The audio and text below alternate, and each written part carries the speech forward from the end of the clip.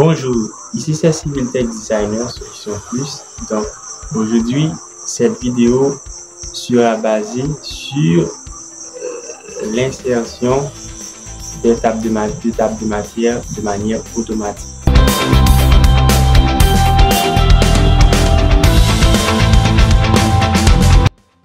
Sans plus tarder, nous allons procéder directement au sujet. Donc, pour ce faire, la première chose à faire pour insérer une étape de matière de façon automatique, c'est d'aller dans le logiciel Microsoft Word.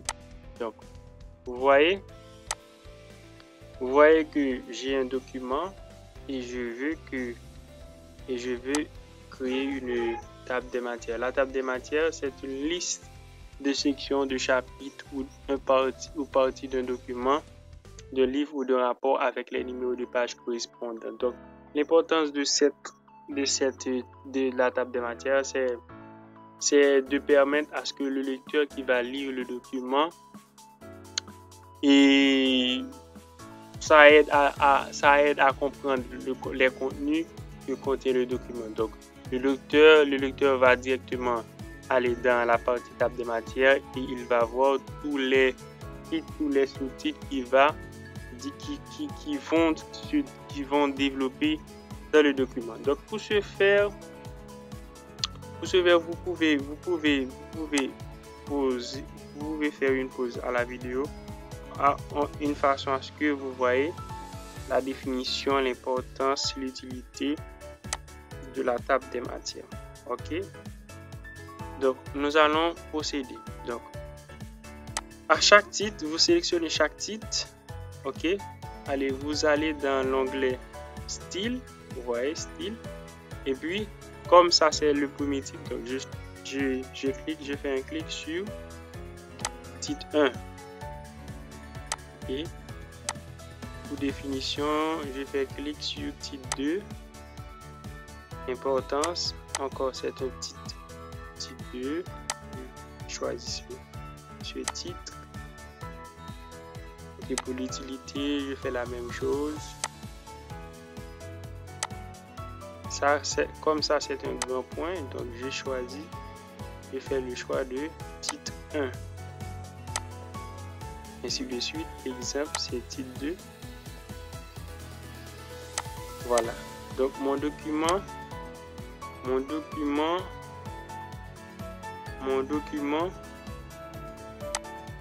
a deux grands titres. C'est comment créer une table de matière.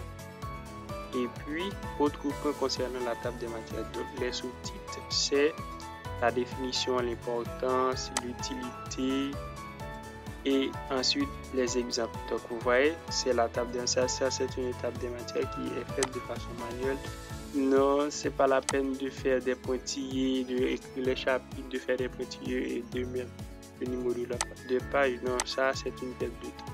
Donc, vous voyez que j'ai sélectionné tous les titres et les sous-titres dans l'affichage style.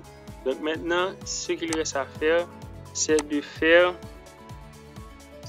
apparaître la table de matière. Donc, pour faire, on va directement dans les références. Vous voyez le curseur, suivez le curseur et vous vous rendez dans la première partie table de matière où vous choisissez. Vous choisissez table de matière 1. Donc, automatiquement, vous cliquez et ça va apparaître. Donc, vous voyez que si je fais une modification ici, vous voyez que la table de matière a été insérée.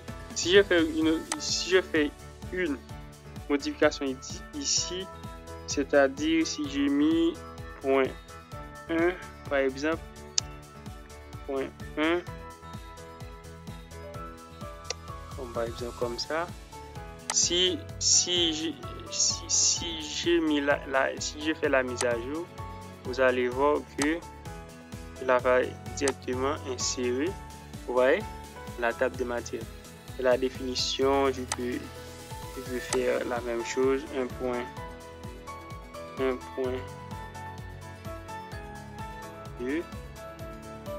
Je fais comme ça.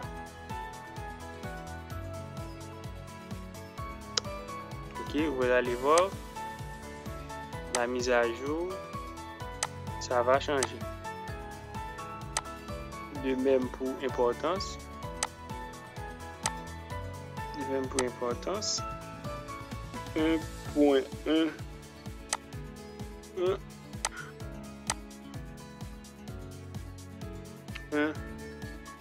Excusez-moi. Je pas tout. 1.1.3 par exemple. Vous allez voir que ça va.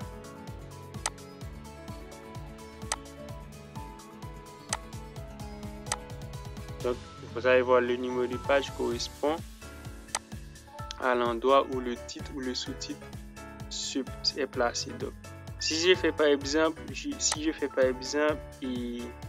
l'utilité est dans la page 1, si je déplace cette paragraphe là, donc elle se trouve maintenant dans la page numéro 2, et lorsque vous allez ici, vous voyez que l'utilité se trouve toujours dans la page 1. Donc, pour le faire apparaître, il faut faire la mise à jour de la table. Donc, vous voyez, vous allez voir. Donc, l'utilité est maintenant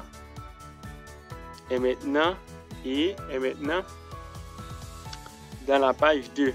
Donc, ça est parfaitement synchronisé. Donc, j'espère que cette vidéo vous a aidé.